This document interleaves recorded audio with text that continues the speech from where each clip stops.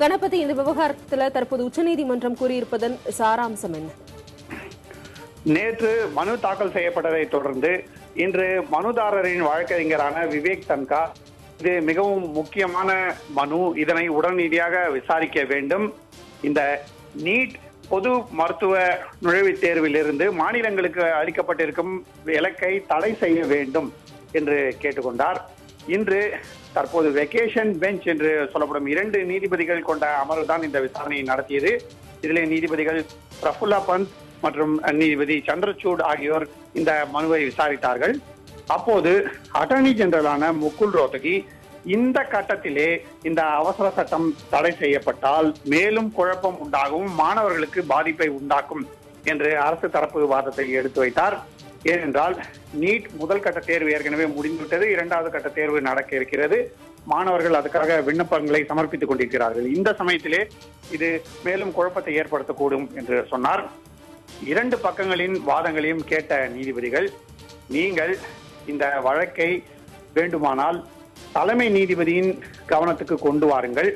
உச்ச நீதிமன்றத்தின் வெகேஷன், அதாவது கோடை விடுமுறை முடிந்த பிறகு தலைமை நீதிபதி அமர்வு முன்பாக சென்று நீங்கள் மனு செய்யலாம். இப்போதைக்கு நாங்கள் இந்த வழக்கிலே இந்த அவசர சட்டத்துக்கு எந்த விதமான தடையும் விதிக்க வேண்டிய அவசியம் இருப்பதாக கருதவில்லை என்று சொல்லிவிட்டார்கள். திவ்யா, கணபதி, இந்த மத்திய அரசு கொண்டு வந்த இந்த அவசர சட்டத்தை ரத்து செய்ய உச்சநீதிமன்றம் மறுத்திருக்க நிலையில இந்த வழக்கு மீண்டும் எப்போது விசாரணைக்கு வர வாய்ப்பு இருக்கு? நிச்சயமாக, அதாவது தற்போது உச்சநீதிமன்றத்தின் கோடை விடுமுறை வெகேஷன் நடந்து கொண்டிருக்கிறது. இந்த மாதமும் அடுத்த மாதம் முழுவதும் கோடை விடுமுறை. ஆகவே அந்த கோடை விடுமுறை முடிந்த பிறகுதான் உச்சநீதிமன்றத்திலே வழக்கம் போல எல்லா அமர்வுகளும் செயல்பட தொடங்கும். அப்படி செயல்பட தொடங்கும் பட்சத்திலே அந்த சமயத்திலே தலைமை நீதிபதி அமர்வு முன்பாக இந்த மனுவை கொண்டு வருவதற்கான வாய்ப்பு இருக்கிறது. அப்படி மனுதாரர்கள் தலைமை நீதிபதியிடம் முறையிட்டால் அப்போது தலைமை நீதிபதியே இந்த வழக்கை விசாரிக்க வேண்டுமா, இந்த வழக்கிலே தடை விதிக்க வேண்டுமா போன்ற விஷயங்களை எல்லாம் பரிசீலனை செய்வார். ஆனால் அந்த கட்டத்திலே ஏற்கனவே உச்ச நீதிமன்றத்திலே மத்திய அரசு சொல்லியிருப்பதை போல இந்த பொது மருத்துவ நுழைவுத் தேர்வுக்காக மாணவர்கள் இன்னும் அதிக அளவிலே விண்ணப்பங்களை தாக்கல் செய்து பரீட்சைக்காக காத்திருப்பார்கள். பரீட்சை நடந்து கூட முடிந்திருக்கலாம். அப்படி இருக்கும் சமயத்திலே இந்த வழக்கிலே ஏதேனும் தடை வருவதற்கான வாய்ப்பு இருக்கிறதா இல்லையா என்பதை பொறுத்திருந்துதான் பார்க்க வேண்டும். ஆனால் மத்திய அரசு நிச்சயமாக அந்த கட்டத்திலும் தடை விதிக்க கூடாது என்று வாதாடும் என்பது தெளிவாக தெரிகிறது. தற்போது உச்சநீதிமன்றத்தின் இந்த மறுப்பு, இந்த கருத்திற்கு பின்புலம் இருக்கிற அந்த மனுவை போட்டது யார் அப்படின்னு பார்த்தோம் அப்படின்னா ஆனந்த் ராய். இவர் தான் வியாபம் ஊழலை வெளிக்கொணர்ந்தவர் அப்படின்ற அடிப்படையில அவர் இந்த மனுவை தாக்கல் செய்வதற்கான காரணம் என்ன, அந்த மனுவில் குறிப்பிடப்பட்டிருக்கும் விஷயம் என்ன கணபதி?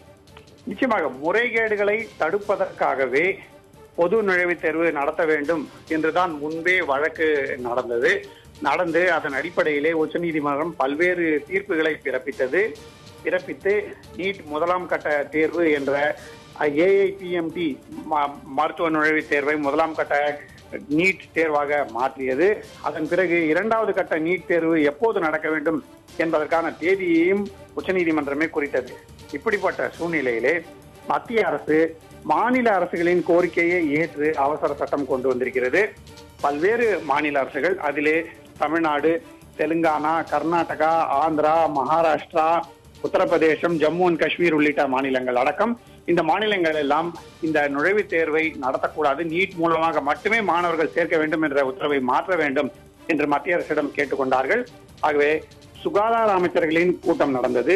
அதன் பிறகு அனைத்து கட்சி கூட்டமும் நடந்தது. இதன் அடிப்படையிலே தான் மத்திய அரசு அவசர சட்டத்தை கொண்டு வந்திருக்கிறது.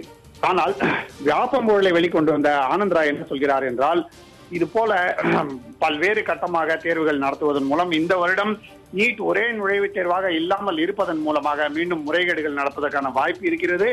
ஆகவே இந்த அவசர சட்டத்துக்கு தடை விதிக்க வேண்டும் என்று கேட்டுக்கொண்டிருக்கிறார். இது அவருடைய கருத்து மட்டுமல்ல, டெல்லியின் முதலமைச்சரான அரவிந்த் கெஜ்ரிவால் நீட் மூலமாகத்தான் டெல்லி மாநில மருத்துவக் கல்லூரிகளுக்கு மாணவர்கள் சேர்க்கப்படுவார்கள் என்று சொல்லியிருக்கிறார். அதே போலவே வியாபம் ஊழல் நடந்த மத்திய பிரதேசம், ஹரியானா போன்ற மாநிலங்கள் நீட் மூலமாகவே மாணவர்களை சேர்க்க முடிவு செய்திருக்கின்றன. சண்டிகர் யூனியன் டெரிட்டரியும் அதே போலவே முடிவு செய்திருக்கிறது.